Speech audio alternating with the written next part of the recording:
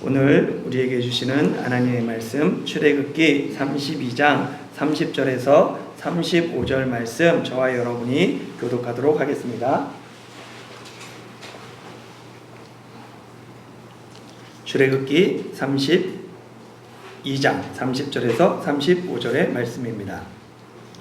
이튿날 모세가 백성에게 이르되 너희가 큰 죄를 범하였도다. 내가 이제 여호와께로 올라가노니 혹 너희를 위하여 속죄가 될까 하노라 하고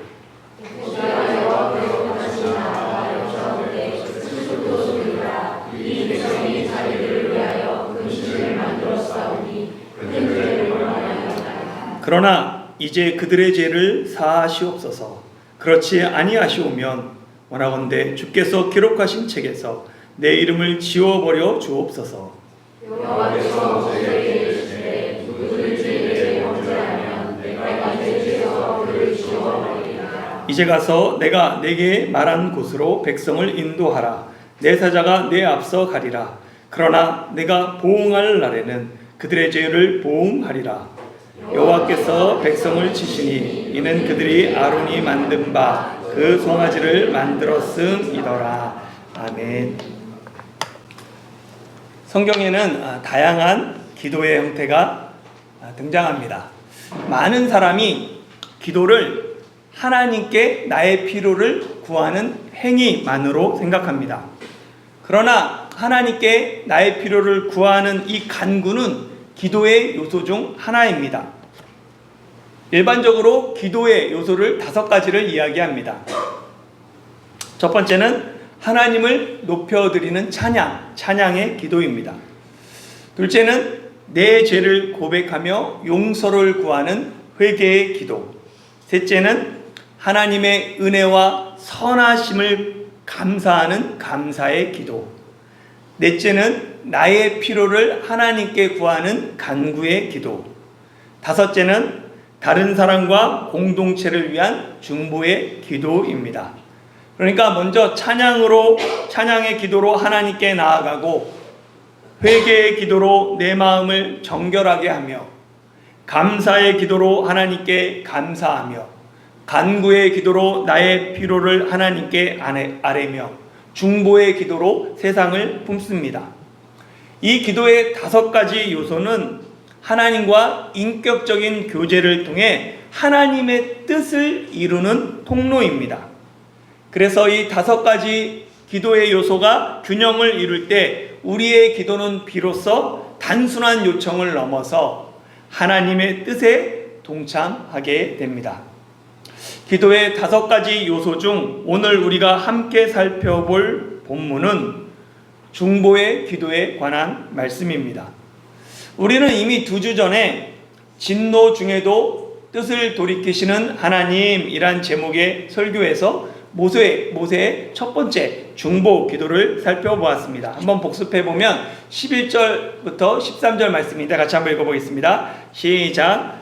모세가 그의 하나님 여호와께 구하여 이르되 여호와여 어찌하여 이 큰 권능과 강한 손으로 애굽 땅에서 인도하여 내신 주의 백성에게 진노하시나이까. 어찌하여 애굽 사람들이 이르기를 여호와가 자기의 백성을 산에서 죽이고 시면에서 진멸하려고 악한 의도로 인도해 내었다고 말하게 하시려 하시나이까.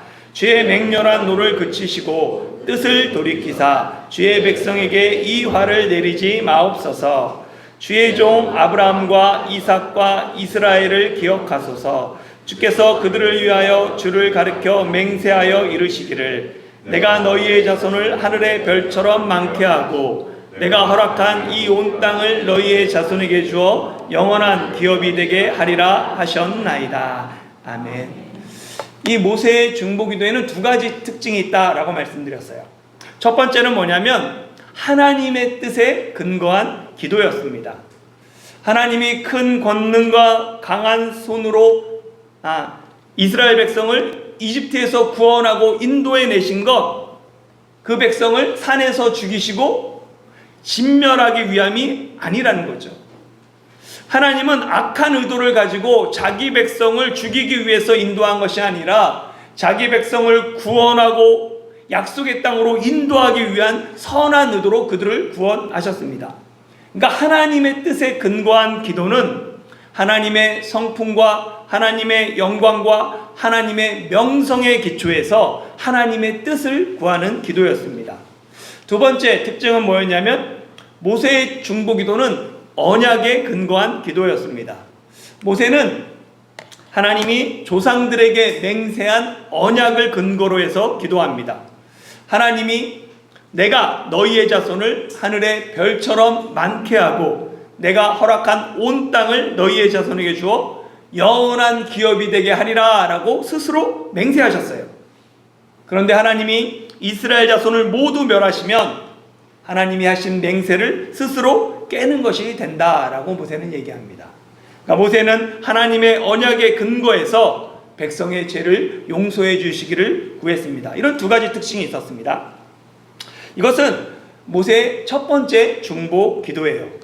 그리고 오늘 본문의 31절에서 32절은 모세의 두 번째 중보 기도입니다. 왜 똑같은 사건을 모세는 출애굽기 12장에서 두 번에 나눠서 기록했을까요?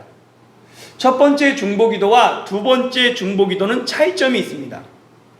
모세의 첫 번째 중보 기도는 하나님 편에 서서 하나님의 뜻과 하나님의 언약으로 하나님이 진노하지 마시기를 중보합니다. 그러나 모세의 두 번째 중보 기도는 모세가 하나님 편에 서는 게 아니에요. 백성의 편에 서서 백성의 죄를 자복하며 하나님께 제사함을 간구하는 기도입니다. 오늘 본문 이런 차이점을 살펴보기에 앞서서 지난주일 설교를 복습할 필요가 있습니다. 첫 번째 중보 기도를 마치고 이제 산에서 내려오는 모세는 송아지와 그 앞에서 춤추는 백성들을 보고는 크게 노해서는 하나님이 친히 기록해 주신 두 돌판을 던져 깨트려 버립니다. 이는 모세가 언약을 파기함으로 우상 숭배한 백성들을 살리기 위한 행위였죠. 이후 모세는 송아지 우상을 불태우고 부수어서 가루로 만들고 물에 뿌려서 이스라엘 자손이 마시게 합니다. 이 모세가 우상을 태운 물을 백성에게 마시게 함으로 이 백성은 우상 숭배의 죄를 뱃속 깊이 깨닫고 회개하기를 원했기 때문에 그런 거예요. 그러나 회개를 촉구하는 모세에게 아론은 변명과 거짓말로 회개의 기회를 날립니다. 이에 모세는 백성을 향해 누구든지 여호와의 편에 있는 자는 내게로 나오라 라며 누구의 편에 설 것인지 결단을 촉구하죠. 모세의 초청에 누가 여호와의 편에 섭니까? 레위 자손이 여호와의 편에 서서 헌신합니다. 레위 지파는 형제와 단절하는 그 헌신을 통해 저주받은 지파에서 축복의 지파가 됩니다. 이러면서 금송아지 사건이 마무리되는 것처럼 보였어요. 그러나 아직 금송아지 사건이 끝난 것이 아닙니다. 백성의 죄를 하나님께 속죄하는 일이 남아있어요. 20절 말씀 같이 읽어보겠습니다. 시작. 이튿날 모세가 백성에게 이르되 너희가 큰 죄를 범하였도다. 내가 이제 여호와께로 올라가노니 혹 너희를 위하여 속죄가 될까 하노라 하고. 아멘. 이 죄를 뜻하는 시브리어 하타 그리고 범하다 라는 뜻하는 시브리어 하타템은 둘 다 어근이 하타입니다. 이 하타라는 것은 표적을 빗나가다, 목표에서 벗어났다, 죄를 짓다 라는 뜻이 있습니다. 그러니까 활을 쏠 때 그 표적에서 목표물에서 빗나가는 것, 그게 하타의 유래입니다. 죄란 하나님께서 설정하신 그 목표에서 벗어나는 거예요. 이 하타를 헬라어에서는 하마르티아라고 번역했습니다. 로마서 3장 23절 모든 사람이 죄를 범하였음에 하나님의 영광에 이르지 못하더니 할 때 이 죄가 하마르티아예요. 그러니까 죄란 뭐냐면 단순히 잘못하는 것이 아니라 하나님의 중심의 삶에서 벗어나서 하나님의 영광에 이르지 못하는 모든 빗나감이 죄입니다. 죄를 뜻하는 이 히브리어 하타를 크다라는 뜻하는 형용사가 수식하면 큰 죄가 되죠. 이 성경에서 큰 죄란 주로 우상 숭배의 죄를 가리킵니다. 우상 숭배는 다른 범죄와 구별되는 매우 심각한 큰 죄입니다. 우상 숭배는 피조물이 마땅히 창조주 하나님께 돌려야 할 그 영광을 다른 것에 돌리는 행위예요. 살인이나 도둑질은 하나님의 법을, 말씀을 어기는 행위입니다. 범한 거죠. 범죄한 행위예요. 그러나 우상 숭배는 단순히 법을 어기는 범죄 행위가 아니라 하나님 자체를 근본적으로 부정하는 근본적인 죄입니다. 인간의 모든 죄의 그 출발은 우상 숭배예요. 하나님보다 다른 것을 더 사랑하는 마음, 그것이 모든 죄의 근원이며 모든 타락의 시작입니다. 하나님을 부정하는 근본적인 죄의 모습이 우상 숭배로 드러납니다. 백성이 범한 큰 죄인 우상 숭배를 용서받기 위해, 이것을 사하기 위해 모세는 하나님 앞에 다시 올라가 서게 됩니다. 이 31절 32절 읽어볼까요? 시작. 모세가 여호와께로 다시 나아가 여짜오되 슬프도소이다. 이 백성이 자기들을 위하여 금신을 만들어 쌓으니 큰 죄를 범하였나이다. 그러나 이제 그들의 죄를 사하시옵소서. 그렇지 아니하시오면 원하건대 주께서 기록하신 책에서 내 이름을 지워버려 주옵소서. 아멘. 이 모세의 두 번째 중보기도를 모세의 3.2.3.2 기도라고 합니다. 출애굽기 32장 32절 모세의 3.2.3.2 중보기도 이렇게 외우면 평생 안 잊어버립니다. 딱 생각나요. 생명 걸고 했던 기도 3.2.3.2 기도 이렇게 외울 수 있습니다. 이 모세의 두 번째 중보기도도 두 가지 특징이 있습니다. 첫 번째는 뭐냐면 아까 말씀드린 것처럼 모세의 중보기도는 백성의 편에서 백성의 큰 죄를 범했다라는 것을 인정하며 하나님께 죄사함을 구하는 기도입니다. 모세가 하나님께 큰 죄를 범했습니까? 아니죠. 백성이 하나님께 우상숭배의 큰 죄를 범했습니다. 당연히 죄를 지은 범죄한 사람이 하나님께 회개의 기도를 드려야 합니다.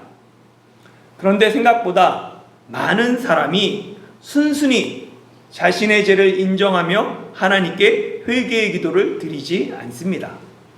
첫사람 아담이 그랬던 것처럼, 또한 아론이 그랬던 것처럼 사람들은 변명과 거짓말로 자신의 잘못을 감추려고 합니다.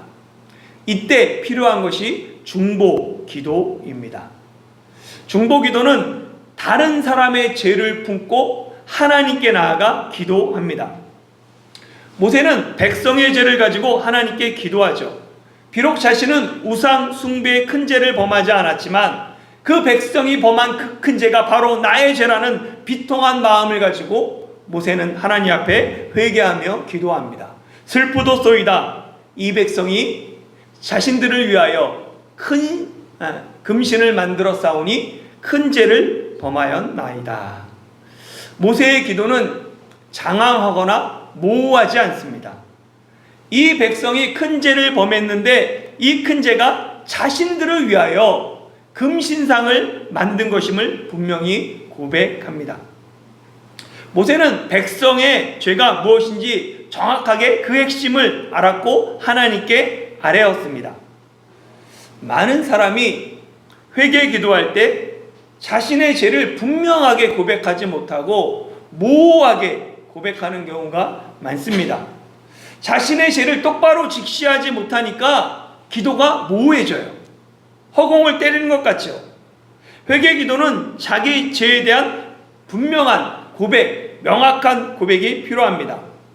하나님, 내가 오늘 하루 지은 죄를 용서해 주세요. 이렇게 기도하기보다는 분명하게 하나님, 내가 오늘 입술로 불평하고 원망한 것, 마음으로 누구를 미워하고 속으로 욕한 것, 이런 식으로 죄에 대하여 분명하고 명확하게 회개할 필요가 있습니다. 그러나 공개적으로 다른 사람 앞에서 회개하는 것은 조심해야 됩니다. 서로가 시험에 들 수 있고 공동체가 시험에 들 수 있기 때문입니다. 회개 기도는 될 수 있으면 은밀한 중에 보시는 하나님 앞에서 그러나 구체적이고 분명하게 회개해야 합니다. 구체적이고 분명하게 회개하기 위해서는 자신의 죄를 깨닫고 인정하는 자세가 필요합니다. 회개의 출발점은 자신의 죄를 깨닫고 인정하는 거예요.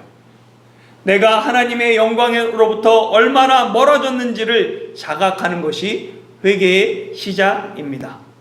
스스로 자각하고 인정하지 않으면 돌이켜 회개하지 못합니다. 회개에 대한 깊은 통찰을 주는 성경 말씀이 누가복음 15장의 둘째 아들, 잃은 아들의 비유입니다. 흔히 탕자라고 불리는 이 둘째 아들은 아버지가 죽기 전에 유산을 미리 받아서 먼 나라로 가서 허랑방탕하여 모든 재산을 낭비합니다. 그런데 그 나라에 큰 흉년이 들자 아무도 그를 도와주지 않죠. 둘째 아들은 돼지를 치면서 돼지가 먹는 쥐엄 열매로 배를 채우고자 합니다. 그런데 쥐엄 열매조차 주는 사람이 없습니다. 비참하고 절망적인 상황에서 둘째 아들은 스스로 돌이켜 하늘과 아버지께 죄를 지었음을 깨닫고 아버지의 집으로 돌아가기로 결심합니다. 회개는 스스로 죄에 대해 자각하고 인정하는 것에서 출발합니다. 그러나 죄에 대한 자각과 인정이 회개는 아니에요. 둘째 아들은 죄를 자각하고 하늘과 아버지께 죄를 지었다라고 고백하고는 그 자리에서 일어나서 아버지께로 돌아갑니다. 회개의 시작은 죄의 자각과 고백이지만 회개의 완성은 방향을 전환해서 새로운 삶으로 아버지 앞에 돌이키는 것입니다. 중보기도의 한계가 여기에 있어요. 중보기도는 다른 사람의 죄를 내 죄로 품고 하나님께 기도하는 것까지는 가능합니다. 그러나 진정한 회개는 중보 기도자의 목이 아니라 그 중보 대상자의 목이에요. 잠시 중보 기도를 통해 화를 면할 수는 있지만 자신의 죄를 자각하고 새로운 삶으로 돌이키는 것은 중보 대상자의 목입니다. 중보 기도에 한계가 있음에도 하나님은 중보 기도를 귀하게 여기시고 오늘도 중보 기도자를 찾으십니다. 에스겔 22장 29절에서 31절 같이 읽어볼까요? 시작. 이 땅 백성은 포악하고 강탈을 일삼고 가난하고 궁핍한 자를 압제하고 나그네를 부당하게 학대하였으므로 이 땅을 위하여 성을 쌓으며 성 무너진 죄를 막아서서 나로 하여금 멸하지 못하게 할 사람을 내가 그 가운데서 찾다가 찾지 못하였으므로 내가 내 분노를 그들 위에 쏟으며 내 진노의 불로 멸하여 그들 행위대로 그들 머리에 보응하였느니라. 주 여호와의 말씀이니라. 아멘. 이 말씀은 하나님이 남유다를 멸망시킨 원인을 밝히는 내용입니다. 하나님이 남유다를 멸망시킨 이유는 그 땅 백성, 이 땅 백성, 그러니까 유다 백성이 포악하고 강탈을 일삼고 가난하고 궁핍한 자를 압제하고 나그네를 부당하게 학대했기 때문입니다. 이에 대해 하나님이 진노하십니다. 그런데 하나님은 이 진노 중에 사람을 찾으세요. 하나님은 백성 중에서 어떤 사람을 찾냐면 이 땅을 위하여 성을 쌓으며 성 무너진 데를 막아서서 하나님으로 하여금 멸하게 하지 못할 사람을 찾으십니다. 그 사람이 중보자죠.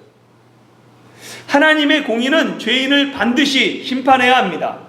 그런데 하나님의 사랑은 어떻게 해서든지 그 죄인을 구원하기를 원하세요. 이때 필요한 사람이 하나님의 심판을 막아서는 중재하는 중보자입니다. 남유다가 멸망한 것은 당연히 백성의 포악함과 강탈함, 그들의 죄 때문입니다. 이는 공의의 하나님의 관점이에요. 그러나 사랑의 하나님의 관점은 남유다가 왜 멸망했냐면 하나님의 심판을 막아서는 그 한 사람이 없었기 때문입니다. 예레미야 5장 1절 같이 읽어볼게요. 시작. 너희는 예루살렘 거리로 빨리 다니며 그 넓은 거리에서 찾아보고 알라. 너희가 만일 정의를 행하며 진리를 구하는 자를 한 사람이라도 찾으면 내가 이 성을 용서하리라. 아멘. 중보기도는 하나님의 심판을 늦춰서 죄인에게 회개의 기회를 줍니다. 그러나 우리의 중보기도는 명확한 한계가 있어요. 죄에서 돌이켜 새로운 삶을 살아가는 진정한 회개는 중보기도자의 목이 아니라 죄인의 목입니다. 그것을 기억할 필요가 있습니다. 두 번째, 이 모세의 중보기도의 특징은 자기 헌신적입니다. 그래서 차라리 자기 이름을 주께서 기록하신 책에서 지워버려 달라는 자기 희생적 기도입니다. 주께서 기록하신 책이란 생명의 책을 의미합니다. 이 생명의 책에 이름이 기록된 사람은 영생을 얻습니다. 그러니까 모세는 자신의 육체의 생명뿐 아니라 하나님 나라의 영원한 소망까지 포기하는 각오로 백성의 죄를 사하여 달라고 하나님께 간절히 기도했습니다. 이런 자기 희생적 기도는 사도 바울에게서도 찾을 수 있습니다. 로마서 9장 3절에 보면 나의 형제 곧 고륙의 친척을 위하여 내 자신이 저주를 받아 그리스도에게서 끊어질지라도 원하는 바로라. 바울 역시 유대민족 이스라엘을 위해서는, 자기 형제의 구원을 위해서는 기꺼이 저주받기를 주저하지 않았습니다. 백성의 죄사함을 위해 생명책에서 이름이 지어지는 것조차 마다하지 않았던 모세의 마음과 자기 형제를 위해서는 자신이 저주를 받아 그리스도에게서 끊어질지라도 간절히 원했던 바울의 마음이 바로 예수 그리스도의 마음입니다. 예수님은 인류를 구원하기 위해 자신의 생명을 십자가에서 기꺼이 내어주셨습니다. 예수님은 자신의 피로 우리의 이름을 생명책에 새기셨습니다. 모세의 중보기도는 한계가 있습니다. 그렇게 하나님은 모세의 기도를 들으시고는 이렇게 말씀하세요. 같이 한번 31절 34절 읽어보겠습니다. 시작. 여호와께서 모세에게 이르시되 누구든지 내게 범죄하면 내가 내 책에서 그를 지워버리리라. 이제 가서 내가 내게 말한 곳으로 백성을 인도하라. 내 사자가 내 앞서 가리라. 그러나 내가 보응하는 날에는 그들의 죄를 보응하리라. 아멘. 누구든지 하나님께 죄를 범하면 하나님이 하나님의 책에서 그를 지워버리십니다. 그러니까 하나님의 공의는 범죄한 자에게 반드시 벌하세요. 그러나 34절에서 하나님은 모세에게 백성을 인도하라 라고 말씀하시면서 하나님의 사자를 내 앞서 보냈겠다 라고 말씀하십니다. 이는 하나님이 모세의 중보기도에 응답하셔서 백성을 공의로 심판하지 않고 그들의 죄를 용서하셨음을 암시해요. 그러나 동시에 하나님은 뭐라고 말씀하시냐면 그러나 죄에 대해서는 반드시 보응의 날에 보응할 것이다 라고 말씀하십니다. 보응하다, 여기에 해당하는 시브리어는 파카드예요. 이거는 방문하다 라는 뜻이 있습니다. 그러니까 하나님이 이번에는 백성의 죄를 용서하지만 다시 백성이 범죄했을 때는 이번에 지은 죄까지 한꺼번에 벌하기 위해서 찾아오시겠다라는 의미예요. 우리의 중보기도는 한계가 있어요. 이번에는 중보기도를 통해 하나님의 공의를 막아서지만 그 대상자가, 그 상황이 그가 변하지 않으면 다음에 또 중보해야 됩니다. 더 크게 해야 되죠. 비록 이번에는 넘어갔지만 보응의 날에는 하나님이 반드시 책임을 물으신다라고 말씀하세요. 보응의 날까지 하나님이 오래 참으십니다. 중보기도자의 기도를 들으시고 찾고 용서하시죠. 그러나 하나님의 그 오래 참으심이 끝나는 보응의 날이 있습니다. 그 보응의 날이 언제인지 아십니까? 놀랍게도 하나님이 보응하시겠다 하신 그 날은 예수님을 화목제물로 세운 날입니다. 로마서 3장 25절 26절 같이 읽어볼까요? 시작. 이 예수를 하나님이 그의 피로써 믿음으로 말미암은 화목제물로 세우셨으니 이는 하나님께서 길이 참으시는 중에 전에 지은 죄를 간과하심으로 자기의 의로우심을 나타내려 하심이니 곧 이때 자기의 의로우심을 나타내사 자기도 의로우시며 또한 예수 믿는 자를 의롭게 하려 하심이라. 아멘. 그러니까 하나님이 길이 참으시며 전에 지은 죄를 간과하셨어요. 못 본 척 하셨어요. 마치 저수지의 물이 고이는 것처럼 하나님의 진노가 계속 고여갔습니다. 그러다가 그 진노가 예수님을 화목제물로 십자가에 세우심으로 하나님이 그 모든 진노를 아들에게 쏟아 부으셨습니다. 십자가는 예수님의 의로우심을 나타낼 뿐만 아니라 또한 예수 믿는 자를, 우리를 의롭다 하십니다. 하나님의 공의는 반드시 죄를 보응합니다. 그런데 하나님의 사랑이 우리의 죄를 우리 대신 그의 아들, 자기의 아들에게 보응하셨습니다. 하나님의 포기하지 못하는 사랑이 자기 아들을 내어주고 대신에 우리를 구원하셨습니다. 모세의 중보는 한계가 있어요. 그러나 예수님의 중보는 한계가 없습니다. 그래서 성경은 하나님과 사람 사이의 중보는 오직 한 분이니 곧 사람이신 그리스도다라고 이야기합니다. 다른 사람의 죄를 대신해서 하나님 앞에 설 수 있는 분은 하나님이시면서 동시에 사람이신 예수님밖에 없습니다. 예수님은 옛 언약의 중보자인 모세보다 크신 분으로 더 좋은 새 언약의 중보자이십니다. 예수님의 십자가는 죄사함을 이루는 중보사역의 완성입니다. 예수님은 십자가에서 우리 죄를 위해 중보하셨을 뿐만 아니라 지금도 다시 살아나셔서 하나님 우편에서 우리를 위하여 끊임없이 중보하고 계십니다. 사랑하는 성도 여러분, 오늘 우리가 모세의 두 번째 중보기도를 통해 중보기도의 필요성과 한계에 관하여 함께 살펴보았습니다.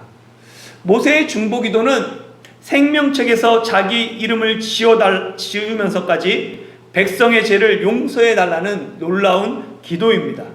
그러나 모세의 중보기도는 한계가 있습니다. 죄인이 스스로 회개하고 하나님께 돌아와야 합니다. 한계가 있음에도 하나님은 모세의 기도를 들어주셨습니다. 하나님이 모세의 기도를 들어주신 이유는 하나님이 참된 중보자를 준비하고 계셨기 때문입니다. 모세의 중보기도는 장차 오실 완전한 중보자이신 예수 그리스도의 예표입니다. 예수님은 모세처럼 단지 백성을 위해 기도하신 분이 아니라 우리 죄를 대신 지시고 자기 생명을 내어주심으로 죄사함을 완성하신 참된 중보자이십니다. 모세의 기도는 하나님의 진노를 멈추게 했지만 예수님의 십자가는 하나님의 진노를 영원히 끝내셨습니다. 모세의 중보는 일시적이지만 예수님의 중보는 영원합니다. 예수님은 오늘도 하나님 우편에서 우리를 위해, 우리 가정을 위해, 우리 교회를 위해, 열방을 위해 기도하고 계십니다. 우리도 예수님의 마음으로 세상을 위해 중보해야 합니다. 우리의 중보기도를 통해 하나님이 진노를 거두시고 회개의 길을 열어주시기를 함께 기도하는 저와 여러분이 되시길 예수님의 이름으로 축원합니다.